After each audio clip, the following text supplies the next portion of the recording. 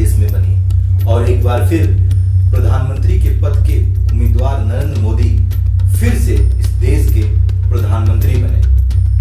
देश में कुछ अलग अलग घटनाएं हुई। इन 100 दिनों की सरकारों में एक सबसे बड़ी घटना हुई, वो थी धारा 370। जी हाँ, जिसको आर्टिकल 370 बोलते हैं। हिंदी में कहें तो अनुच्छेद 370। जम्मू एंड कश्मीर से अनुच्छेद 370 को हटा दिया गया। चर्चाएं हुई कि 370 हटने से जम्मू और कश्मीर का हालात अच्छा नहीं है, लेकिन सरकार दावा कर रही है कि 370 हटाने से जम्मू और कश्मीर का विकास होगा और वहां के हालात ठीक हैं। लेकिन अब सवाल पैदा होता है कि ये आर्टिकल 371 क्या है? जब आर्टिकल 370 को हटा दिया गया तो आर्टिकल 371 पर काम क्यों नहीं किया गया?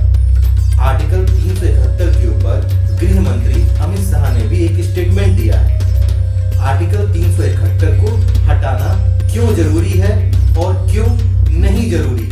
नॉर्थ ईस्ट जो एक जमाना में आजादी के पहले एक क्षेत्र के रूप में देश में सबसे बड़ा जीडीपी कंट्रीब्यूटर था, वो स्थिति पूर्ववत लाने के लिए भी आज हमने लक्ष्य तय करने चाहिए।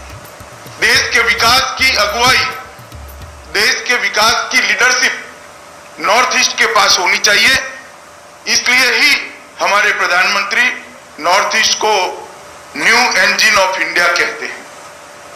इंडिया के ग्रोथ का नया इंजन नॉर्थ ईस्ट बनना चाहिए। इस दृष्टि से आज हमने आगे बढ़ना चाहिए। धारा 370 संविधान सभा ने टेम्पररी प्रोविजन करके रखा था, अस्थायी उपबंध था, और धारा 371 टेम्पररी प्रोविजन नहीं है, विशेष प्रोविजन है, स्पेशल प्रोविजन है। दोनों के बीच में मूलभूत अंतर है और मैं स्पष्ट करना देना चाहता हूं, नरेंद्र मोदी सरकार, भारतीय जनता पार्टी की सरकार 371 और 371A to J का संपूर्ण सम्मान करती है। इसके साथ कोई छेड़खानी नहीं। भारत का उत्तर पूर्वी क्षेत्र फिर सुर्खियों में आ गया, क्योंकि देश के गृह मंत्री अमित शाह ने स्पष्ट किया है कि धारा 371 के साथ कोई छेड़छाड़ नहीं की जाएगी। असल में आर्टिकल 370 को खत्म किए जाने के बाद कयास लगाए जा रहे थे कि उत्तर पूर्व में आर्टिकल 371 पर भी विचार कर रही है वर्तमान सरकार। लेकिन इन चर्चाओं को अफवाह बताते हुए अमित शाह ने विराम लगा दिया। 1963 में बना एक नया प्रदेश नागालैंड शुरू से ही हलचल के बीच रहा है। नागालैंड बनने के साथ ही विशेष अधिकार के रूप में आर्टिकल 371 को संविधान में शामिल किया गया।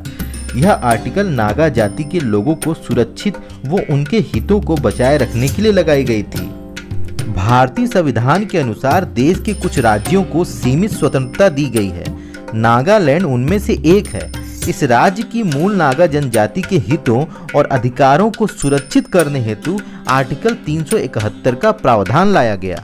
आर्टिकल 371 के अनुसार राज्यपाल की विशेष जिम्मेदारी है कि भारत सरकार से मिली धनराशि को केवल नागा पहाड़ियों, जनजातियों और त्योंसुंग क्षेत्र में ही प्रयोग किया जाए, न कि किसी और काम के लिए। राज्यपाल के विशेषाधिकार को केवल राष्ट्रपति के आदेश पर ही छीना जा सकता है। नागा जनजाति को छोड़कर वहां रह रहे अन्य हिंदू, सिख, ईसाई, जैन, पारसी किसी को भी नागरिकता प्रदान करने का प्रावधान नहीं है। हालांकि जब संविधान में 371 को शामिल किया गया था, तब नागालैंड विधानसभा को 3 वर्ष की अवधि दी गई थी, जिसमें वे एक राज्य बनने की अपनी प्रक्रिया को शांतिपूर्ण रूप से पूरा कर सकें। लेकिन उसके बाद जब 371 को हटाने की बात हुई तो नागालैंड में इसका हमेशा से विरोध हो रहा है। आर्टिकल 371 में इनर लाइन परमिट है। जैसे विदेश जाने के लिए हमें उस देश का वीजा जरूरी होता है, उसी तरह भारत के इन सुरक्षित राज्यों में जाने के लिए भारत के अन्य राज्य के नागरिकों को यह परमिट लेना जरूरी होता है। नागालैंड में घुसने के लिए भारतीय नागरिकों को इंटर स्टेट चेक गेट पर यह परमिट दिखाना ही पड़ता है। बिना इनर लाइन परमिट के नागालैंड की सीमा में प्रवेश नहीं किया जा सकता।